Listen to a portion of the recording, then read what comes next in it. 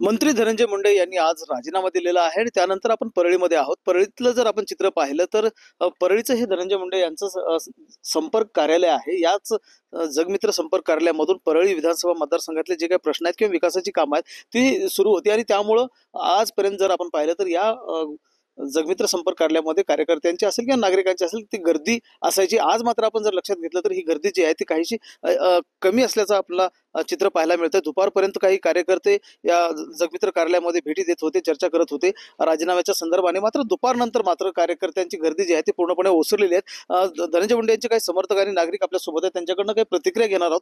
मला सांगा, धनंजय मुंडेंनी आज राजीनामा दिलेला आहे, काय परिणाम होईल परळी विधानसभा मतदारसंघावर? बघा, आम्ही सगळे नामदार धनंजय मुंडे साहेबांच्या पाठीशी खंबीरपणे उभे आहेत. कार्यकर्त्यांमध्ये नाराजी आहे, साहेबांनी राजीनामा दिला. परंतु एक गोष्ट लक्षात ठेवा, हे जे काही प्रकरण आहे ह्या संतोष भैयाच्या प्रकरणामध्ये साहेब पहिल्यापासून म्हणत आहेत की आरोपींना सोडण्यात येणार नाही, कठोर शिक्षा मिळाली पाहिजे, हे साहेबांचं मत होतं. साहेबांनी स्वतः राजीनामा दिलेला आहे. लक्षात घेतलं आपण तर ज्या क्रूरतेनं हत्या करण्यात आली त्याचे फोटो व्हिडिओ व्हायरल झाले आणि महाराष्ट्र एक प्रकारे स्तब्ध झाला आणि त्यानंतर मग आता राजीनामा पुढे आलेला आहे. काय प्रतिक्रिया?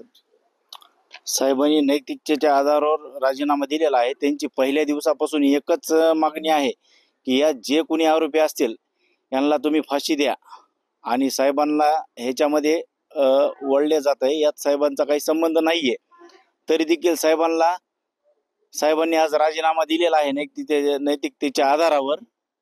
आणि ज्यावेळेस सगळं हे प्रकरण चौकशी वगैरे पूर्ण होईल त्यावेळेस साहेब वापस मंत्रिपदावर रुजू होतील. काय वाटतं की आता ह्या प्रकरणाशी संबंध जो आहे तो वाल्मिक कराड असतील किंवा धनंजय मुंडे असतील, वाल्मिक कराड देखील याच कार्यालयामध्ये बसून सगळा व्यवहार बघायचे, धनंजय मुंडेंशी त्यांचे थेट संबंध होते, त्यामुळे या प्रकरणाशी देखील धनंजय मुंडेंना जोडून पाहिलं जात आहे. तसं काही नाही. नामदार धनंजय मुंडे साहेबाचे अनेक समर्थक आहेत. अजय भैया आहेत, भैया धर्माधिकारी आहेत, वैजनराव सोळंके आहेत, अनेक असे कार्यकर्ते साहेबांच्या जवळचे आहेत आणि सगळेच लोक हे इथले कामकाज सांभाळत होते. आणि तुम्हाला एक गोष्ट सांगतो, नामदार धनंजय मुंडे साहेब हे महाराष्ट्राचे मोठे नेते आहेत, म्हणून वारंवार त्यांच्यावर अंजली दमान्यासारखे जे काही समाज सेविका आहे, व्ही आय पी म्हणतो मी त्यांना, तर ते असे बिनबुडाचे आरोप करत आहेत. आणि तुम्हाला एक गोष्ट सांगतो, महाराष्ट्रामध्ये अनेक नेत्यांनी राजीनामे दिलेले आहेत, तर साहेबांनी राजीनामा दिला ह्याचा अर्थ असं नाही की आमचं राजकारण संपलं.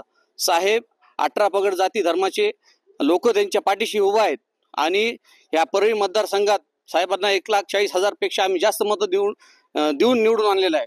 तर महाराष्ट्रात साहेबाची काय ताकद आहे, येणाऱ्या काही दिवसामध्ये आम्ही सर्व एका जुटीने पुन्हा वापस येऊ आणि साहेबाला नवीन रूपामध्ये मंत्रिपदावर आम्ही बघू. असं नाही की राजीनामा दिला म्हणून आमचं काही राजकारण धोक्यात आलं, अजिबात नाही. मुंडे नावाची शक्ती हे बीड जिल्ह्याला माहिती आहे, महाराष्ट्राला माहिती आहे. धनंजय मुंडे समर्थक होते हे आपण जर लक्षात घेतलं तर सरपंच संतोष देशमुख यांच्या घटनेचा हत्येची जी घटना आहे त्या घटनेचा निषेध परळीकर देखील करतायत.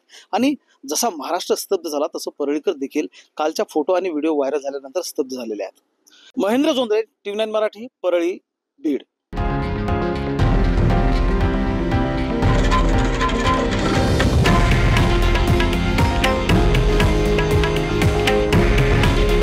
हे आहे देशातील नंबर 1 न्यूज नेटवर्क आणि आपण पाहत आहात TV9 मराठी.